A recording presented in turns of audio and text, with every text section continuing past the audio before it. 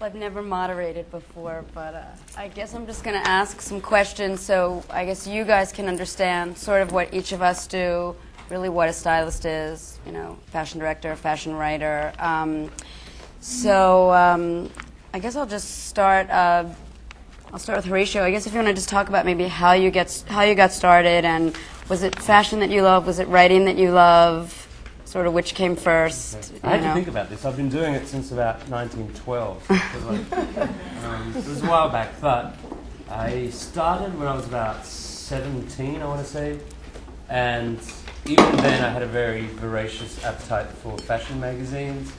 I grew up in Australia, and I'm pre-internet age, so therefore to bridge the sort of tyranny of distance that we had, you know, we're on the other side of the world, I gobbled up magazines, every single magazine, whether it was a Croatian Elle or Greek Cosmopolitan or, you know, Lithuanian Vogue, whatever, you know. I really gobbled it up and really made it my business to know as much as I could about both the current scene, and that led to also reading a lot about old school designers, you know, so going back to basics. And I think when I was about 17, I won a fiction competition for a teen magazine called Hero. And I wrote a masturbatory ode to Billy the Kid as a poem, which won. And part of that involved, I got some really crappy CDs, like a Sting. I don't even know if we had CDs in the records, but I got some Sting, some Bob Dylan, and then but one of the prizes was getting to review bands and the occasional CD. And then I won another competition, but, you know, that sort of parlayed into another thing. And then I worked at the Australian Women's Weekly, which was actually a monthly, but for obvious reasons they didn't want to call it the Women's Monthly. So I worked there as a copy boy for about 3 to 6 months. And my jobs involved distributing the food after it had been tested in the kitchen, and anything they gave me, I was, you know, a very sort of eager participant. And then towards the end of college, I was doing nothing to do with publishing. I did political economy of women because I was the only guy, basically, so I thought I'd get good marks. And then I was offered a job, a full-time job at the end of college, by the magazine that I'd been freelancing for about 3 years. So I quit college and never went back. That was my break. And then, you know, I clawed my way to the top, sort of, you know, backstabbed everyone, and here I am. Stepped on people going up. And Rebecca, how did you get started? Or I actually moved to New York under the guise of being a performer, as Rebecca had stated earlier.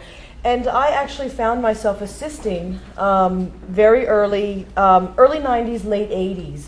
I found myself working with like David LaChapelle, who was my neighbor, who had no clue, and he was actually helping me build my characters for my performing. And interesting enough, I mean, I started to design the costumes, do the props, create the entire ambiance, and this led me into actually assisting when I didn't really even realize that styling was a job. I had no idea. I had no background in fashion. I had no clue. I didn't know you could actually make money doing what we do. I didn't know. I was very, very naive, and it started out as a very natural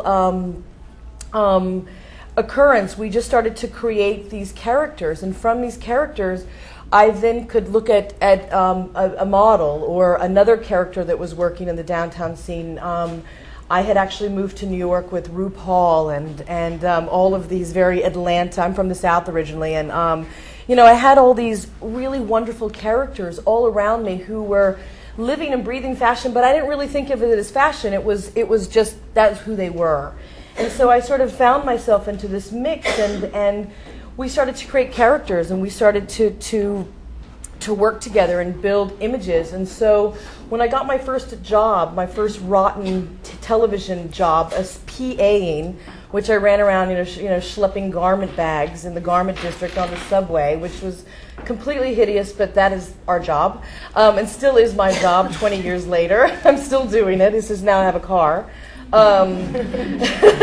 But it really developed as a very natural way of being. It was just something I was interested in. I wasn't really that interested in fashion. I was more interested in creating characters. My fashion bug, if you will, really came with Sex and the City. I really hadn't been that interested. I don't read fashion magazines. I look at people, and people inspire me, and I try to parlay that into what I do every day. And if it's a cosmetic ad or if it's a celebrity, it's always worked for me. I guess because of my theatrical background. But I'm sort of new to fashion. I don't really consider myself I don't really think of my job as a fashion. It's just really developing characters and creating as much madness as I possibly can. I don't know. Just want to make sure I wasn't the only one who was still schlepping garment bags 20 years Honey, later. we still all slept in a garment bag. Dan? Well, you know, I'd always been interested in fashion, but I never studied fashion. I grew up in Kansas City, so you know, I remember the early days in the early '80s, late '70s, trying to figure out how in the world all these beautiful clothes got into GQ and where they were sold in Kansas City, which was like, you know. So we would go to all the beautiful old department stores, which then there were many beautiful old department stores in Kansas City. But you know, I've always been a journalist, and you know, through high school I was always interested in journalism and writing, and then I studied a journalism degree from the University of Missouri, Columbia. And so I never. You just have to speak up a little more. So. Well, I never All really, of us.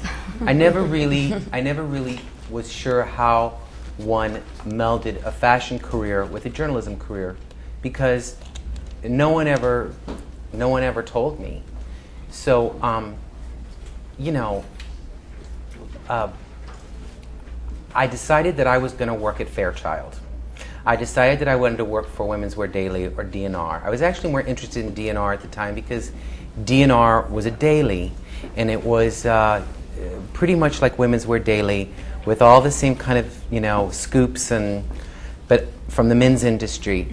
And that's where I decided I wanted to work. Well, I didn't get there quite yet, but long story short, I ended up in New York. A friend of mine who was on Broadway said, "Oh, why don't you come and hang out with me and my girlfriend in New York, and we'll hang out and have fun." Well, he went on tour. I didn't have anywhere to live. I didn't have a job. I didn't have any money.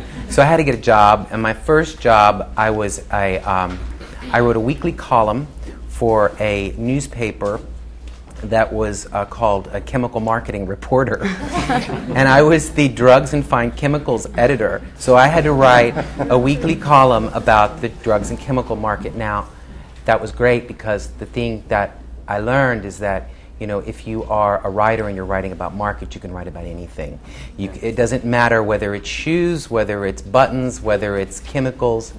So it was an amazing experience writing on an IBM Selectric with whiteout, and you know, and really learning, you know, how to churn out copy. In the meantime, before I got this job, I had walked in off the street at Fairchild when Fairchild was right over here. And I walked in because I didn't know. No one told me how you're supposed to go about getting a job, so I just walked in, and oddly enough, the director of human resources met with me, and she looked at my resume, and she said, "Well, you know, the only job that's available is the assistant to Patrick McCarthy." And that was, you know, before this chemical marketing job. And you know, at that time there were no jobs in New York City. There were no apartments. There was nothing. And I said, I'll take it. She said, "You'll hate it." Long story short, she remembered me when I saw an ad for their home furnishings trade, which is, I think it's called HFN now, but was HFD at the time. And when I called her, she'd remembered me, and it was one of those instances where people say, "Oh, we'll put your resume away, we'll remember," but she remembered me. And so I got the job. It was, I had the 10 years I was almost 10 years I was at Fairchild. Couldn't believe I was being paid to do what I was doing. I wasn't being paid very much, but it was a lot of fun. And then I worked in children's. I was senior editor of Children's Business Magazine. That's where I started doing a little more styling, apparel styling, covering all the kids' categories. And then finally, after trying so hard, I broke into DNR, and truly that was a job that, I mean, my beat, I was features editor, and my beat was going to parties every single night with a camera, taking pictures, and having daily copy. And so this was when it was a daily, and it was just the most amazing job ever. And then, 7.5 years ago, Maxim came after me. I didn't want to go. I was happy where I was. People said, "Why in the world would you go to this magazine? It's nothing. It's never going to be anything. It's never." Like, well, I always feel like if there's some kind of opportunity, or you can't have any regrets in life. So if you're young enough and you have time enough, and I said, well, why not? And so I took the job, and it's that's where I'm still there. Just start. I'll start with Horatio. I guess if you want to just talk about maybe how you got started, and was it fashion that you love? Was it writing that you love? Sort of which came first? I had to think about this. I've been doing it since about 1912. It was a while back, but I.